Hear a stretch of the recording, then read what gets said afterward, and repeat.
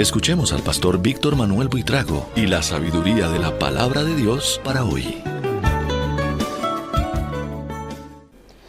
Bienvenidos a nuestra clase número 51 de Corintios Inductivo. Ya hoy estamos en el capítulo 12. Vamos a mirar entre el versículo 1 y el versículo 13. Padre, aquí estamos una vez más, con el deseo profundo de aprender de tu palabra, con el deseo profundo, Señor, de ser guiados por tu Espíritu Santo, para que conozcamos más de ti, para que conozcamos más de nuestra vida, para ser mejores, Señor, y para servirte mejor. Por eso te damos gracias, porque nos acompañas en nuestro estudio. En el nombre de Cristo Jesús, amén, amén y amén. Muy bien.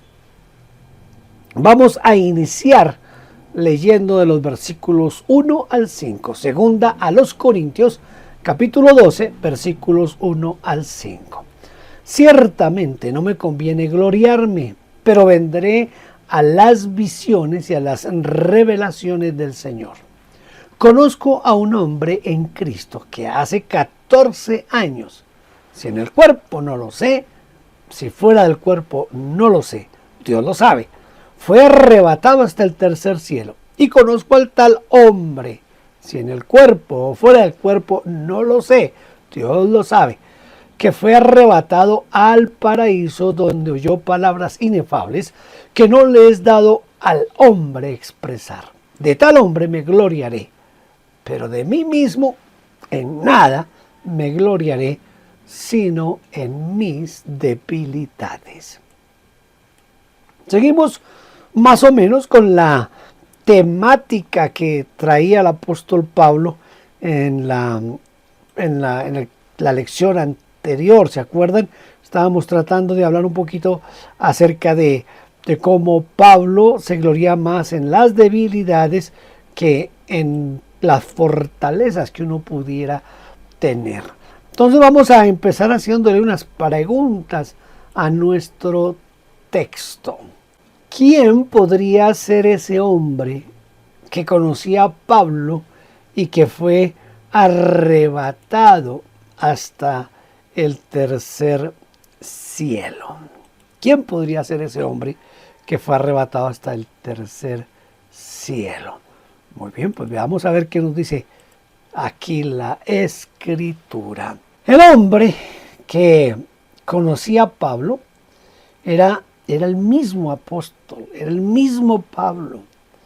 Y no sabemos el motivo por el cual en este momento el apóstol prefiere más bien usar la tercera persona y no la primera persona del singular. Tal vez sea porque le resultaba más fácil hablar de sus sufrimientos que de sus grandes privilegios y de esos momentos gloriosos que vivió sin merecerlo absolutamente.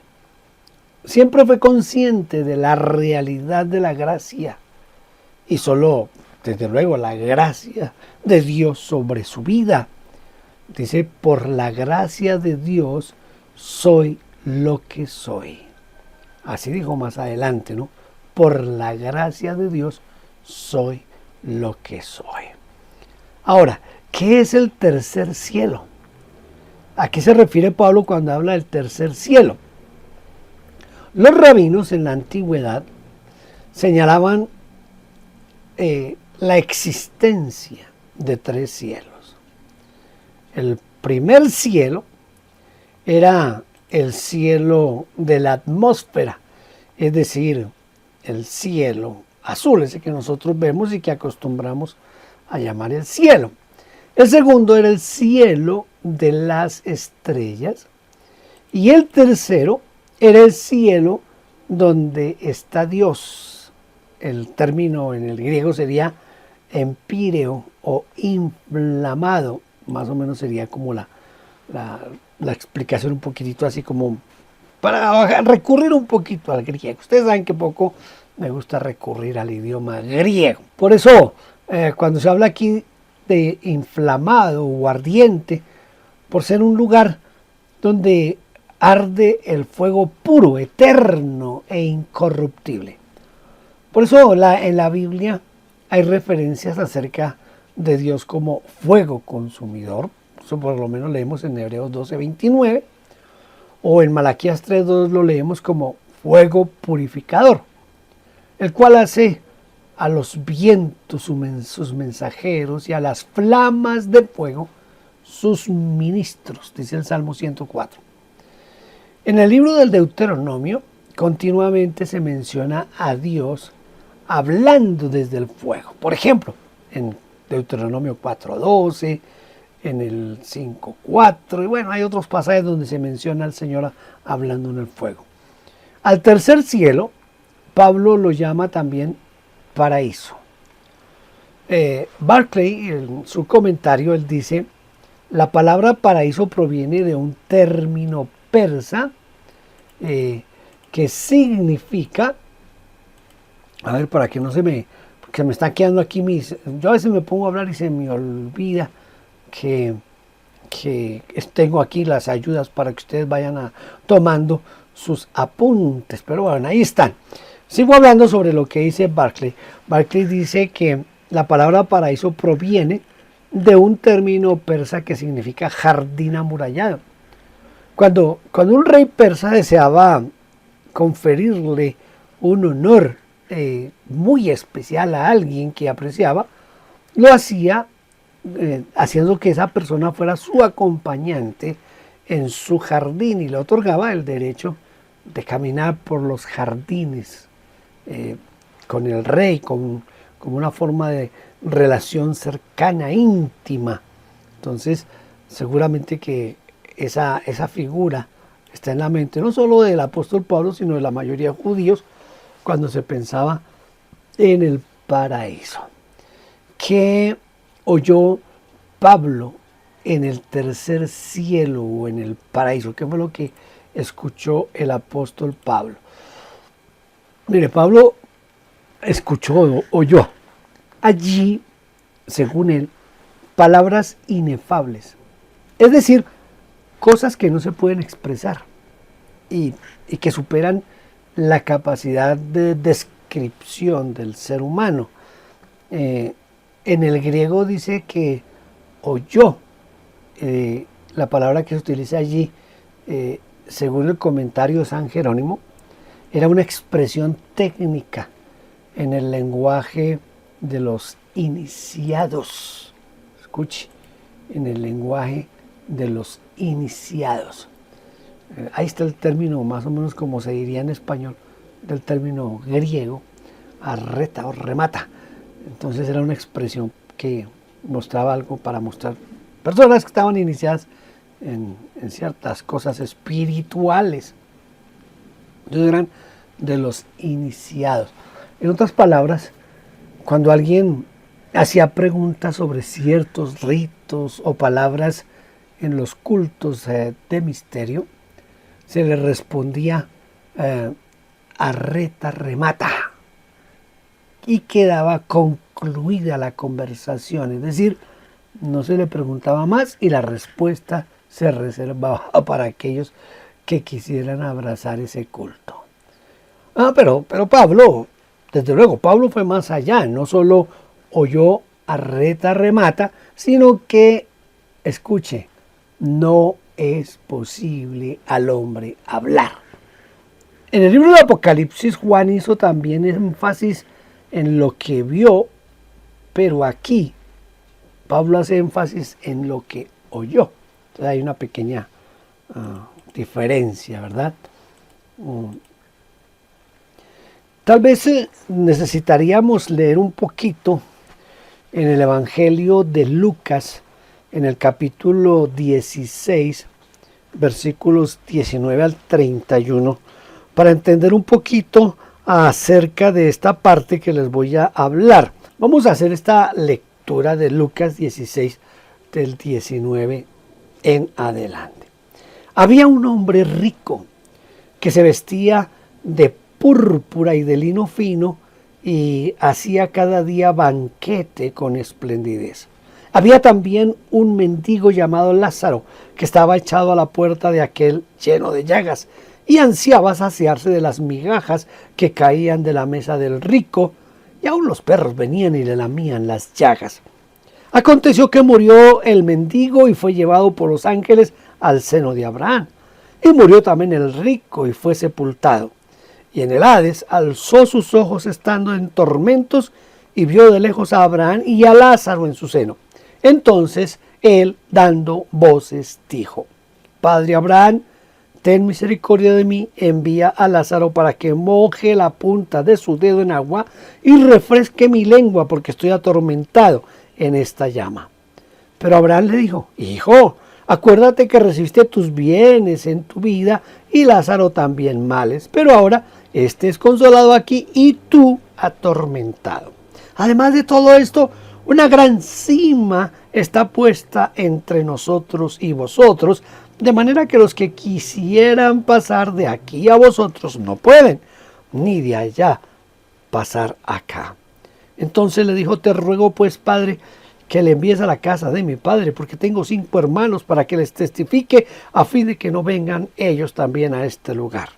Abraham le dijo a Moisés, Abraham le dijo: a Moisés y a los profetas tienen. Oigan, bueno, vamos a dejar hasta ahí, porque el énfasis que quiero hacer aquí es sobre lo siguiente. Vamos a nuestra presentación de PowerPoint, porque quiero mostrarles algo bien importante.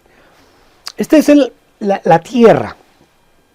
Dentro de la teología judía, en la tierra, en el centro de la tierra, allá en el centro, existía un lugar que es llamado el Seol o el Hades. Ese Seol y ese Hades estaba compuesto de 2 partes. Una parte era el seno de Abraham y la otra parte era el infierno. Cuando el pasaje que acabamos de leer de Lucas 16, lo que muestra es una escena en este lugar, en el seno de Abraham y el infierno, es decir, el Seol o el Hades. Cuando Cristo murió, dice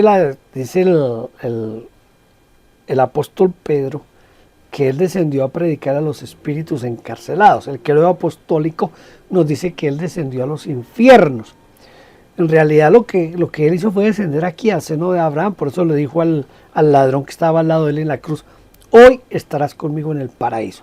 Cuando Jesús habló del paraíso, estaba hablando, yo no sé si se alcanza a ver mi flechita ahí, pero estaba hablando del seno de Abraham.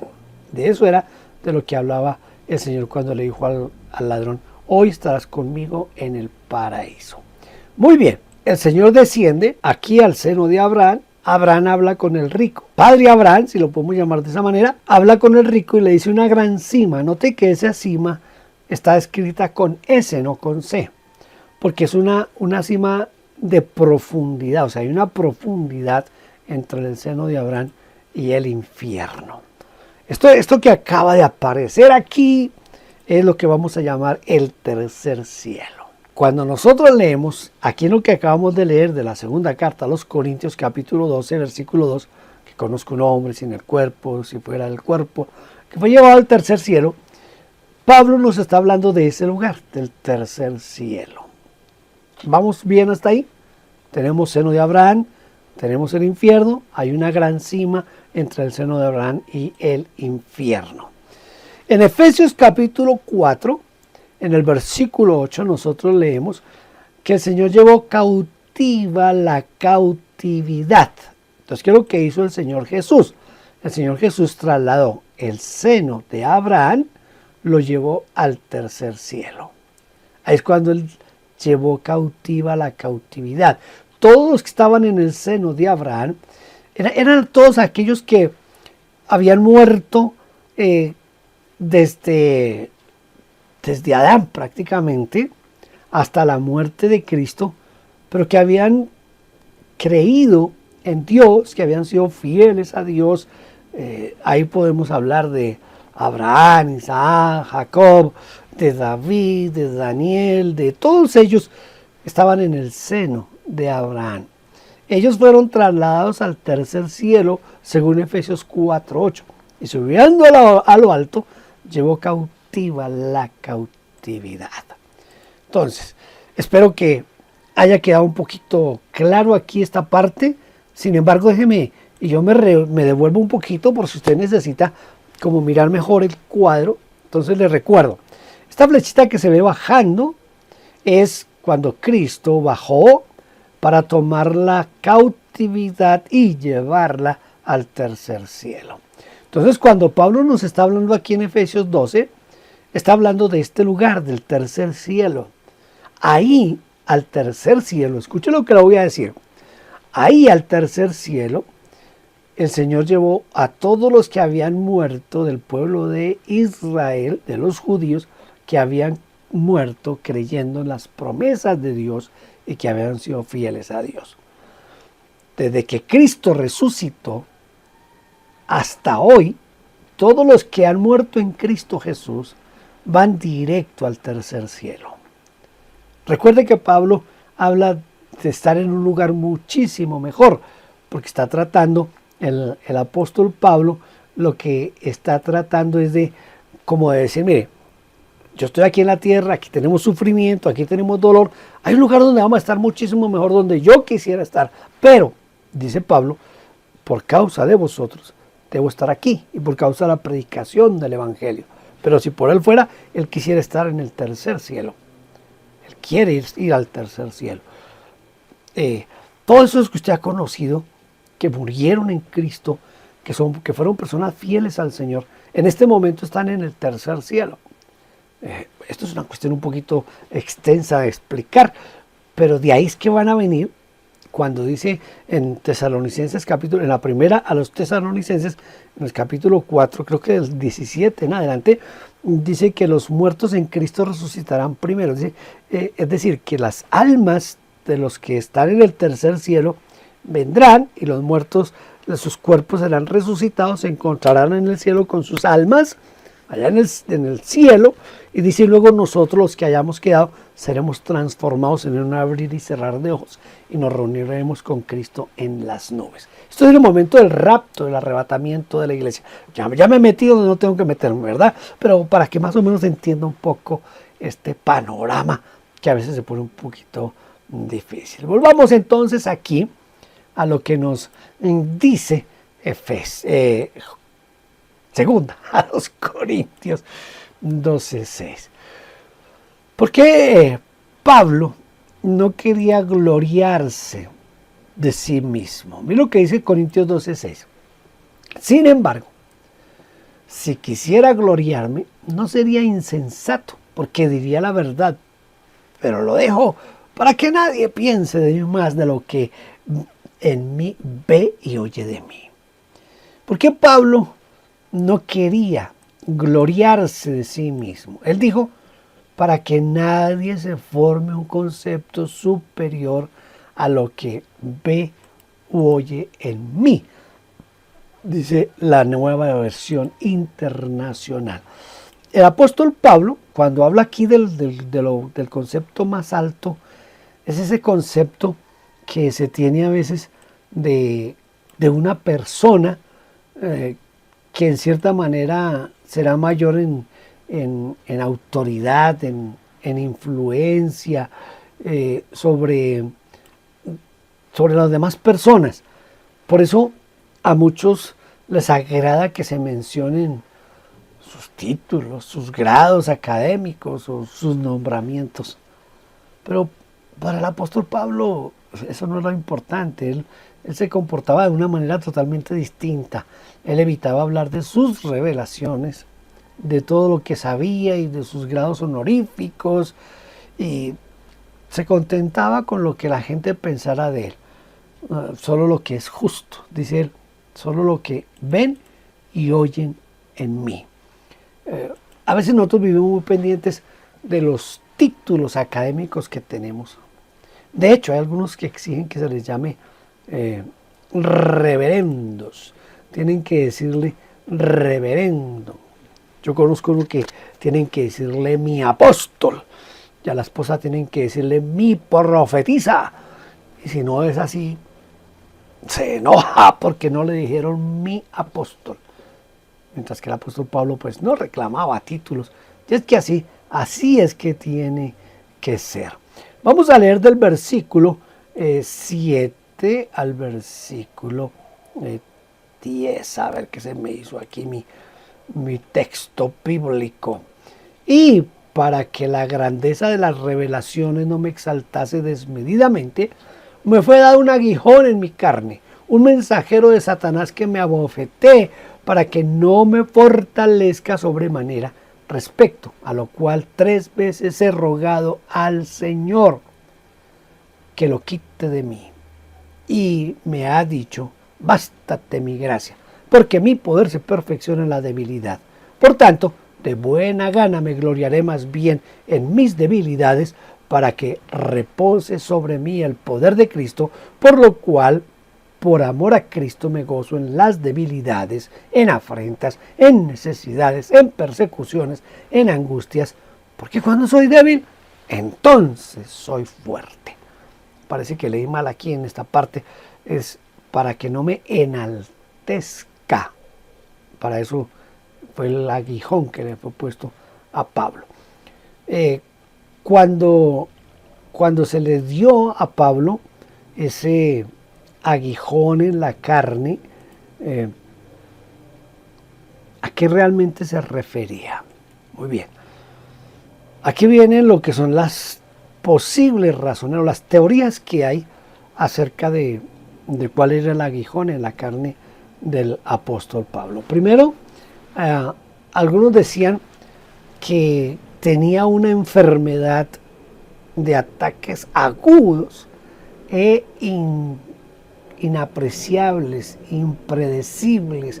Esos ataques que le dan a uno, yo no sé si algunos lo han relacionado, creo que aquí en el segundo punto vamos a hablar de eso, lo tenían jaquecas severas que lo derribaban, según Jerónimo. Él decía que eran jaquecas. Ahora, si era eso, sería lo que hoy llamamos migraña. Y si llega a ser eso, le cuento que yo sé que es tener migraña. Yo sé que es tener migraña.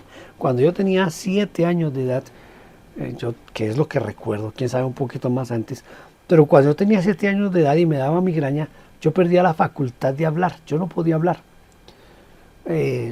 Ya hace como unos 18 años, no menos, como unos 17 años, tuve un episodio de migraña en donde yo perdí la memoria por un poco más de 6 horas.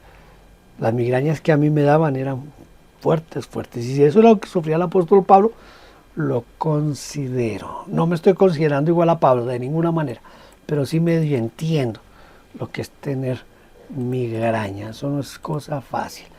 Algunos dicen que lo que Pablo tenía era epilepsia.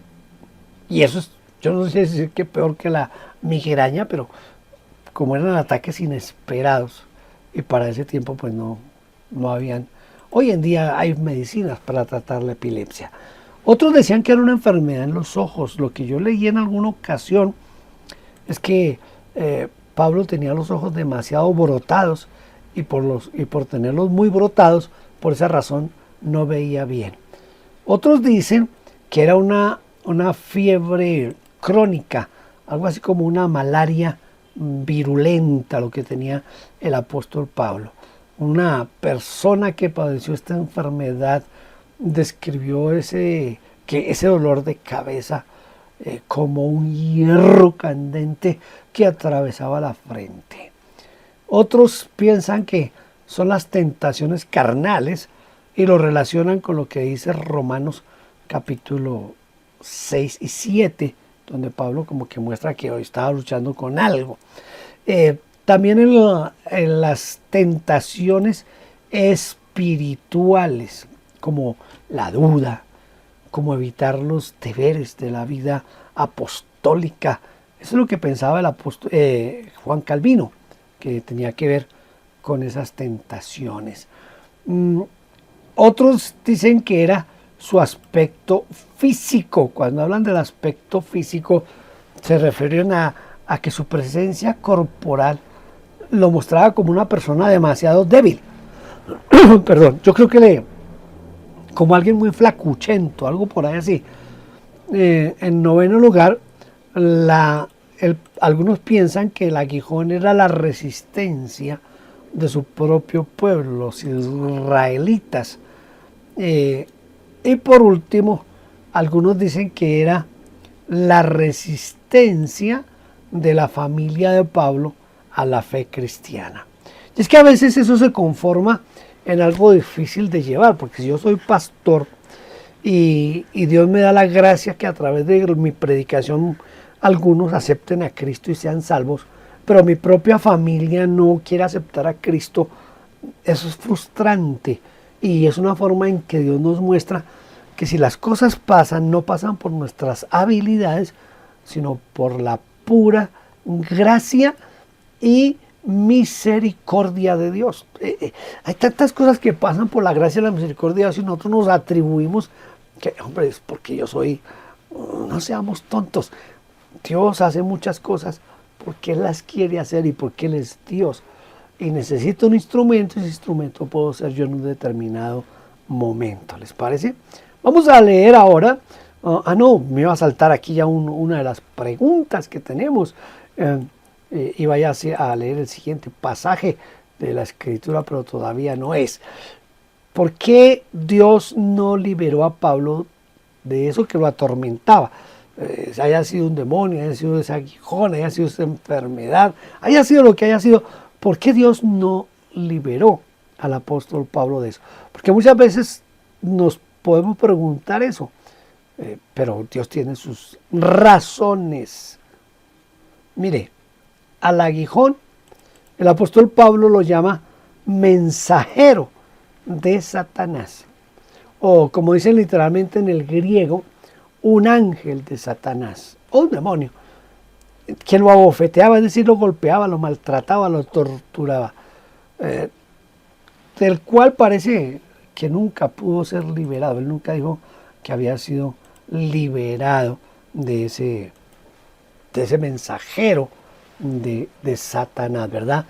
Para peor, Dios le negó 3 veces la liberación, a pesar de sus ruegos y de sus súplicas. Yo me imagino al apóstol Pablo llorándole cada rato al Señor: Señor, vamos a suponer que era una migraña, Señor, quítame la migraña que me tiene loco. O si era miope: Señor, dame una visión 20/20. Pero todo lo que recibió a cambio fue que el Señor le dijo: bástate mi gracia. Él recibió a cambio el secreto de la fuente del poder de Dios. Se me ha dicho: bástate mi gracia, porque mi poder se perfecciona en la debilidad.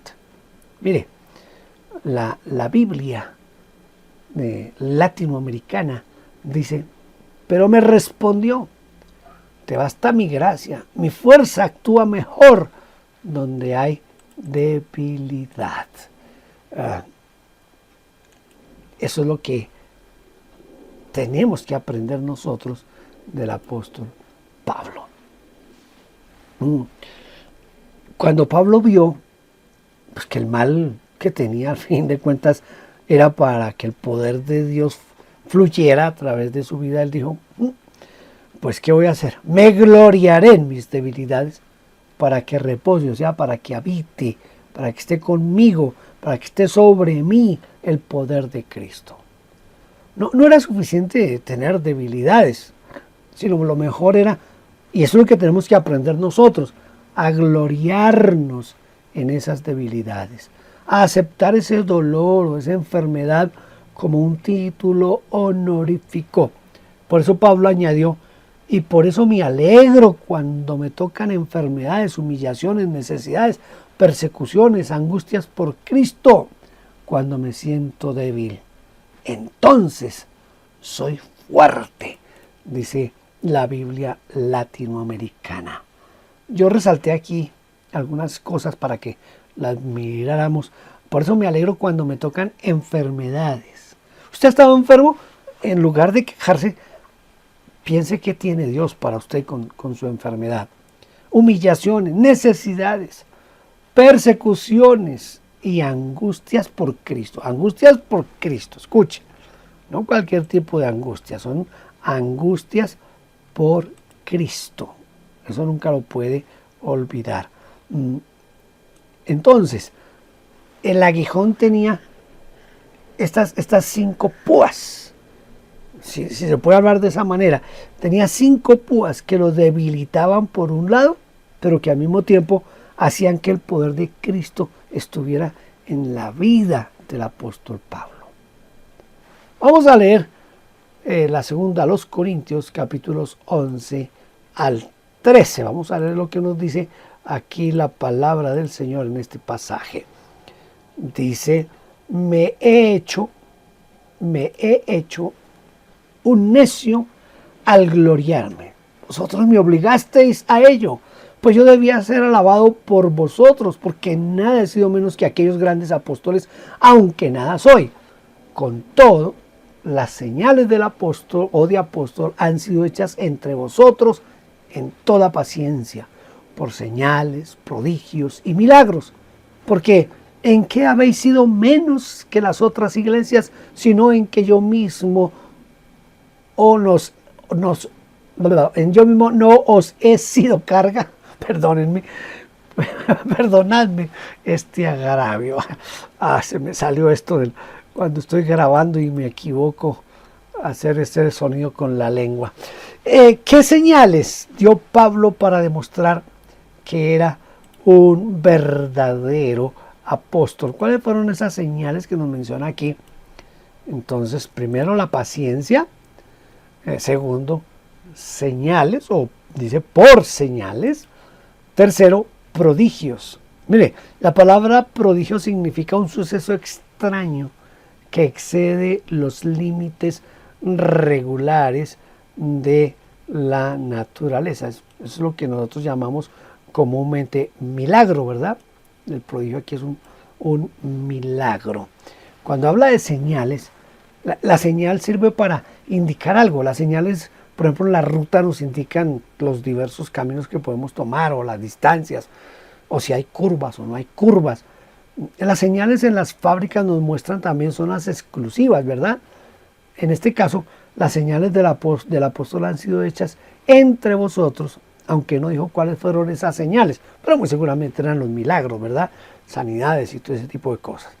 Los prodigios ya dijimos que es algo extraño, mientras un milagro puede ocurrir en secreto, es decir, sin que sea un suceso o sin que nadie lo sepa, pero un prodigio se hace notorio a todos. Por ejemplo, fue llamado prodigio la sanidad del cojo que estaba sentado en la puerta del templo allá en Jerusalén, cuando Pedro le dijo: no tengo ni oro ni plata, pero lo que tengo te doy. Eso fue algo que asombró y revolucionó a toda la ciudad. Y cuando habla de milagros, habla de las obras poderosas, que pueden ser grandes sanidades, grandes curaciones. Eso es a lo que se refiere. ¿Qué quiere decir agravio? ¿Por qué agravio? Hoy estoy como trabado para leer. ¿Por qué el agravio y por qué el pedir perdón? ¿Sí? ¿Por qué eso? Agravio significa ofensa que se hace a uno, ya sea en su honra, en su fama, o de pronto con algún dicho o con un hecho. Pero Pablo empleó en griego una palabra un poquito más fuerte que agravio.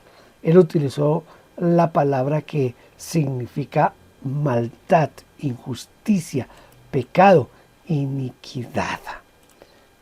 Esa es la palabra que utiliza el apóstol Pablo aquí.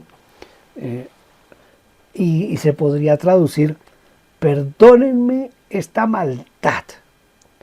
Ahora, ¿qué maldad o qué pecado cometió Pablo en contra de los corintios? La maldad o el agravio de no ser para ellos una carga económica. Es decir, de recibir salario de otras iglesias y no recibir una moneda de los corintios. Él prefirió recibir de las iglesias de Macedonia, que eran las que le enviaban ofrendas regularmente, pero a los corintios no. Y cuando él estuvo en Corinto y necesitó dinero, ustedes saben lo que él hizo. Él comenzó a fabricar tiendas. Dice que con sus propias manos trabajó. En realidad Pablo empleó aquí, más bien esto es como una ironía, que es una forma de dar a entender lo contrario a lo que realmente se está diciendo. Porque hacer bien a alguien, escuche, hacer bien a alguien nunca podría ser un agravio, nunca podrá ser una injusticia, nunca podrá ser una maldad o un pecado, ¿no? Es que eso no, si yo hago algo en favor de alguien, yo no le estoy haciendo ninguna maldad. ¿Y qué es lo que está haciendo Pablo? Pablo está no siendo gravoso a la iglesia, no le recibe dinero, necesita dinero, mejor trabaja. Si no tiene el trabajo en ese momento, pues Dios siempre suplía a través de las otras iglesias. Entonces Pablo estaba mostrando que como que, hombre, yo en cierta manera estoy haciéndole mal, y de pronto sí le estaba haciendo un mal en el sentido de impedirles que ellos le dieran, y de esa manera estaba como cortando la bendición de Dios sobre la iglesia de Corinto. Bueno, en fin, pero lo usa aquí más como ironía, como una ironía. Lo que yo he hecho en realidad no es malo, es lo que le está diciendo Pablo. Pero ustedes lo ven como malo. Está bien, no hay problema. Vamos a tratar de memorizar nuestro texto de hoy. El texto que vamos a memorizar es el versículo 10 del capítulo 12, que dice: me he hecho un necio al gloriarme. Vosotros me obligasteis a ello, pues yo debía ser alabado por vosotros, porque nada ha sido menos que aquellos grandes apóstoles, aunque nada soy. Tremendo que un pastor tenga que recurrir a eso, ¿verdad? Me he hecho un necio al gloriarme. Vosotros me obligasteis a ello, pues yo debía ser alabado por vosotros, porque nada ha sido menos que aquellos grandes apóstoles, aunque nada soy. Muy bien, hemos llegado al final de la lección número 51. Nos quedan 2 lecciones y terminamos nuestro estudio de Corintios. Gracias a los que han tenido paciencia, han estado conmigo aquí. Imagínense, ya 51 lecciones y han estado ahí. Algunas veces he fallado, no he salido a tiempo, pero aquí estamos terminando ya casi. Dios les bendiga y deseo que nos podamos ver dentro de 8 días en nuestra siguiente lección.